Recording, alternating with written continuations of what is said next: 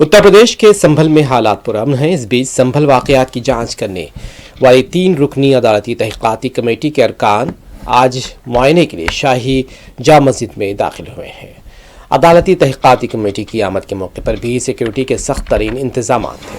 वाज़ेह है कि इससे पहले सुप्रीम कोर्ट ने 29 नवंबर को संभल ट्रायल कोर्ट को हुक्म दिया था कि वो शाही जामा मस्जिद के खिलाफ मुकदमे में उस वक्त तक कार्रवाई न करे जब तक कि मस्जिद कमेटी की तरफ से सर्वे के हुक्म के खिलाफ दायर दरख्वास्त इलाहाबाद हाई कोर्ट में दर्ज नहीं हो जाती।